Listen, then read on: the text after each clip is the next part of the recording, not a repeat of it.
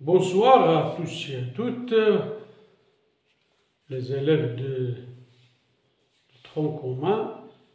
On va traiter dans cette vidéo le premier cours de chimie de cette année, c'est les espèces chimiques.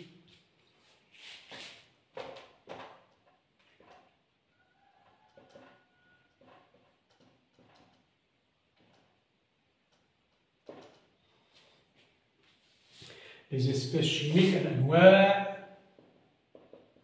الكيميائية.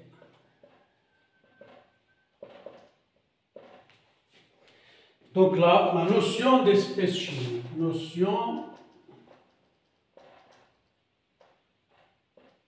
d'espèce chimique.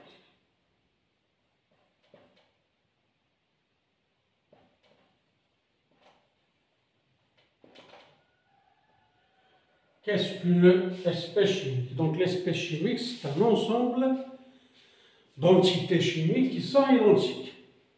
Ensemble d'entités chimiques qui sont identiques. Les entités chimiques sont soit des molécules, soit des atomes, soit des ions. Donc ça, par exemple, si on parle de l'eau pure, c'est une espèce chimique qui contient des molécules de l'eau seulement, H2O. C'est un exemple. L'eau pure contient seulement les molécules H2O.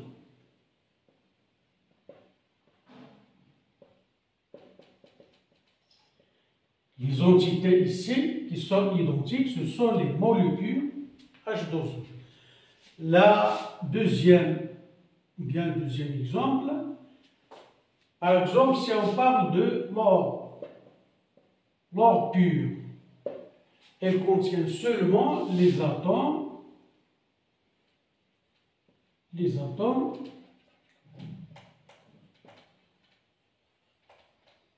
d'or.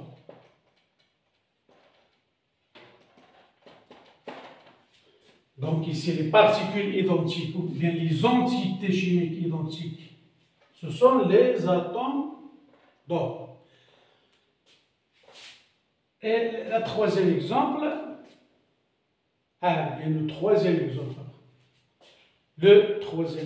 c'est le chlorure de sodium.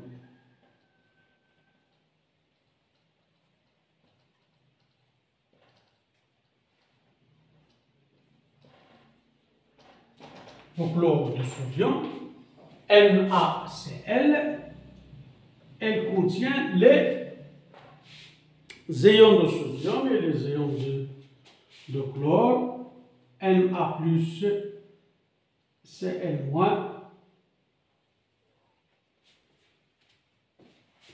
qui sont attirés, Na+, Cl-, qui sont attirés l'un de l'autre pour former le chlorure de sodium.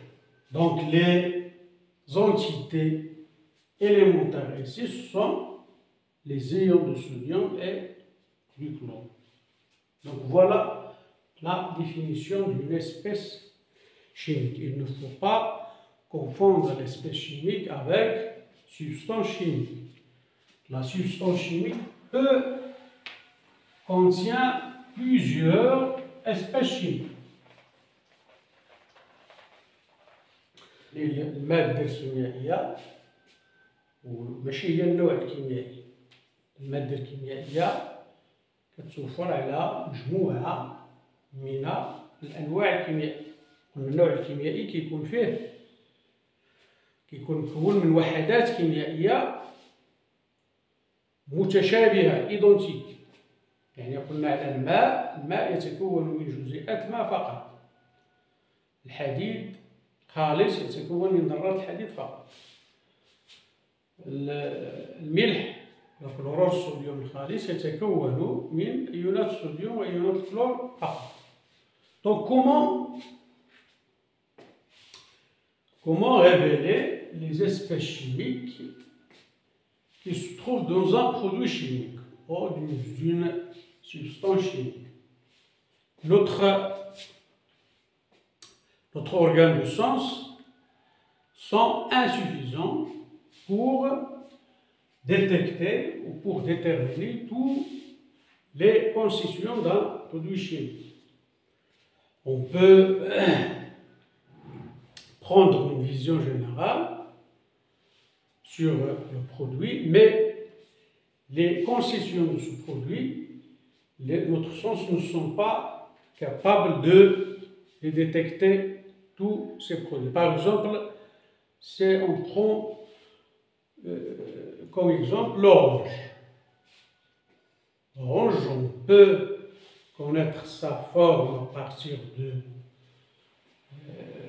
touche. Et on peut connaître sa couleur à partir de notre vue, donc à partir de la vue. On peut dire qu'elle contient du sucre en goûtant une partie de l'orange. On peut dire qu'elle contient une espèce chimique acide par le goût, mais on ne peut pas détecter, on ne peut pas connaître s'il y a ou s'il contient de l'eau par exemple. Par notre organe de sens, on peut dire qu'il contient un liquide, mais est-ce que ce liquide est l'eau ou non? On ne sait pas. Et en plus, dans certains cas, il y en a des produits qui sont dangereux, donc on ne peut pas utiliser notre sens. Par exemple, s'il y en a des acides ou des bases fortes, qu'il faut éviter le contact avec la peau. Donc, dans ce cas-là, on ne peut pas utiliser notre organe de sens pour détecter les espèces chimiques qui se trouvent dans ce produit. Donc, on fait des tests simples. Par exemple, pour le test de sulfate de cuivre anhydre, sulfate de cuivre anhydre sur une couleur blanche. Au contact de l'eau, elle prend une couleur bleue.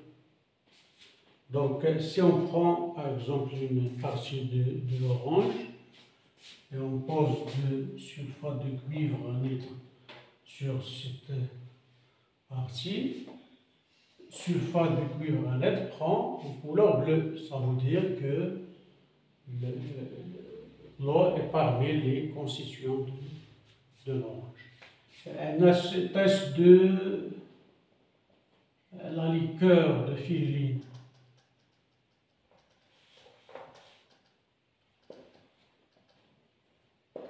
La liqueur de Firline, c'est une solution qui a une couleur bleue. En présence du glucose, elle prend, avec chauffage bien sûr, elle prend une couleur rouge brique. Elle atteste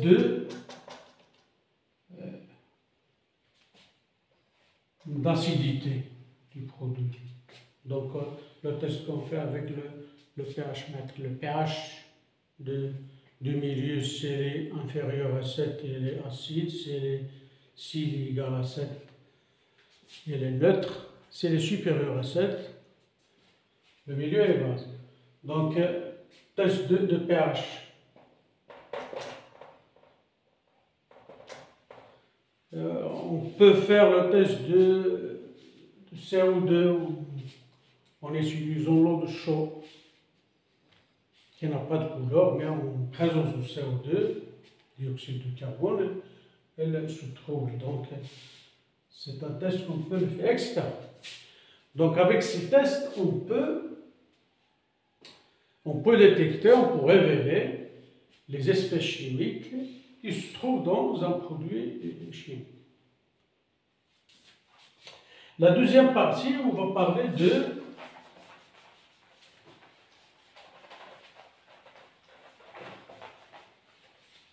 les espèces chimiques naturelles et les espèces chimiques synthétiques.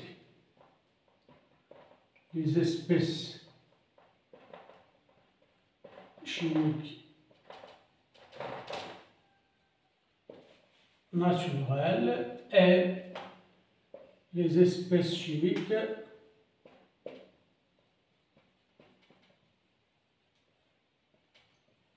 synthétiques.